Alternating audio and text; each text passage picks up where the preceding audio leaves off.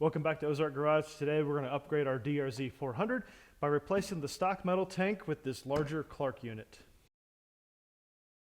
So my DR-Z 400 is a great motorcycle. I like it a lot, but if I had one complaint, it would be fuel capacity. So this is the stock tank here. You could see it's about 2 gallons. I think it's like 2.1, 2.2 gallons.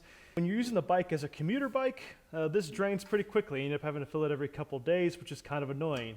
Plus, when you're out and about in the backcountry exploring, 100 miles is not a lot of range before you hit the reserve.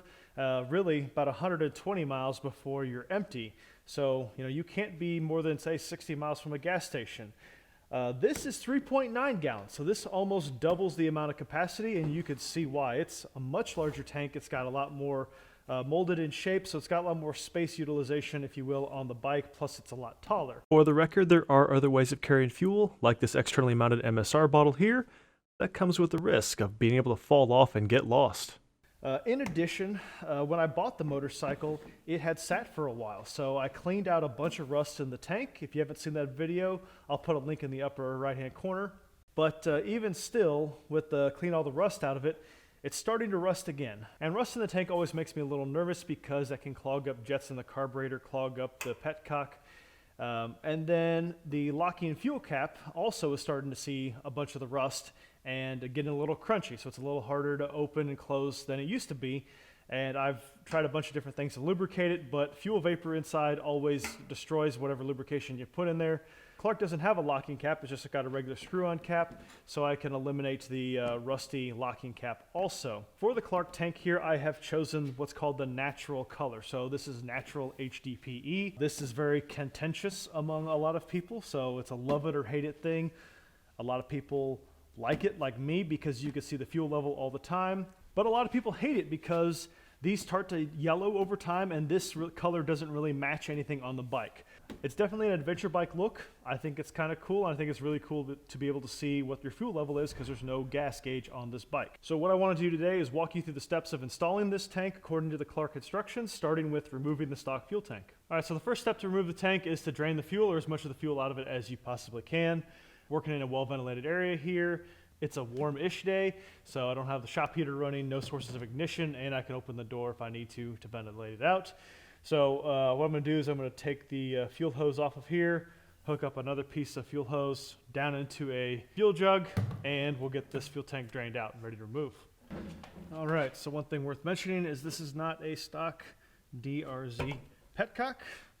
I did a video where I replaced the stock one with this Yamaha. All we've got to do is hook it up now to a fuel can. We'll let that drain out while we take off, start to remove the plastics here. And while the fuel tank drains, we can remove the seat.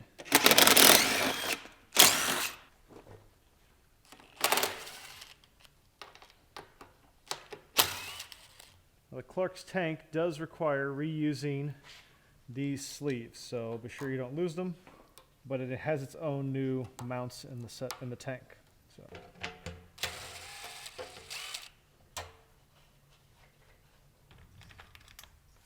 We'll go ahead and shut off the fuel valve, remove this hose, and should lift right off.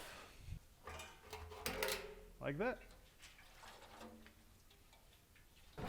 Actually, it's not done draining.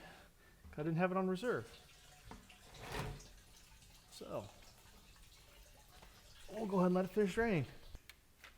The tank is pre-drilled for the Petcock, but it does need a little bit of cleaning up. After that, you're going to have to clean out the tank with some compressed air to get rid of any plastic chips, debris, etc., and then give it a quick rinse with some gasoline before installing it.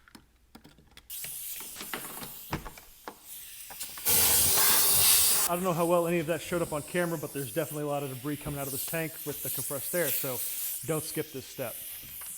Now we got this tank completely drained. We can remove the Petcock. There you can see, the rust and buildup that's happening in the steel tank.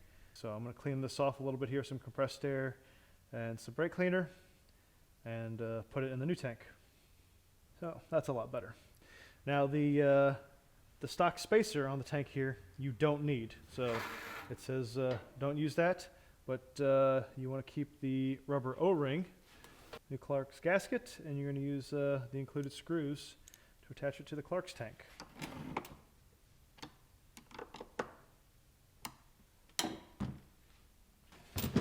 All right, now the instructions say to remove the safety wire, as they call it, from the front of the tank. I assume this is so if the plastic mounts or whatever break, the tank doesn't come flying off and hit you in the face. So let's give it a try. So I was a little nervous about the clearance of the tank to my Scott steering damper up here, but overall looks like it's going to fit more or less just fine. I think it does need to scoot forward a little bit more because we're not lined up with our bolt holes back here. So just got to figure out what what's interfering. This wing on this tank does not exist on the factory metal tank, obviously, and it's hitting this radiator guard, this aftermarket radiator guard. So I'm going to have to trim some aluminum here to get the clearance to make this drop down in place and fit, and then see if we have any other clearance issues like that. All right, so here's a quick shot of how much I had to trim off of the radiator guard here to clear this Clarke tank. So they definitely filled it out to use any usable space possible and maximize the fuel capacity. Other thing I had to do was bend these factory wire holders. So bent it away from the tank, otherwise it was actually rubbing on the plastic tank and I didn't want that poking a hole.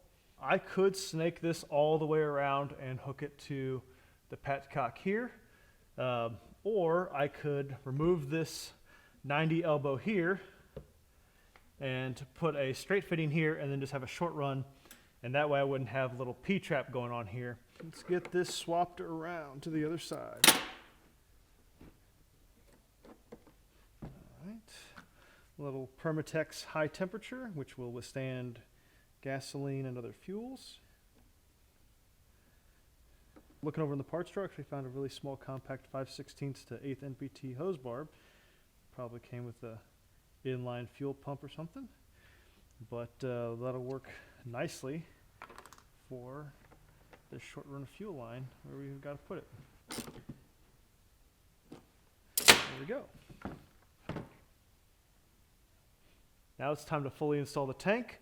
So sliding over its mounts, we've already got everything clearanced for it. So now we need to take the factory spacers, put them down in the spacer holes here, and then we can tighten down the bolts that hold it in place. The new tank has a new mount here. Carefully align, hook the seat on, and then we can put the rear bolts in. All right, so now the instructions say to fish through this here safety wire and reattach it to the tank. But I don't know, a lot of stuff in here. I guess it just goes like that and goes around your radiator hoses and everything. So this one started, and to go to the other side and see if it's interfering with anything before I tighten it down. All right, there we go. We can install the side panels using the new hardware provided with the tank because they screw directly into the tank.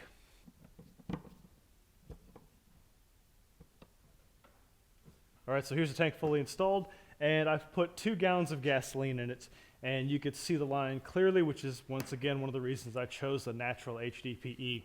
3.9 gallon tank, so this is roughly halfway, and this is also roughly the capacity of the old tank, so you can see how much more capacity I have now. So I'm really looking forward to the extra range from this thing. Also, this is not a paid review, so Clarke Racing did not provide this tank, did not provide me any discounts. I bought this tank with my own money. So with that in mind, if you would like and subscribe, I'd really appreciate it, and we'll see you next time. Thanks.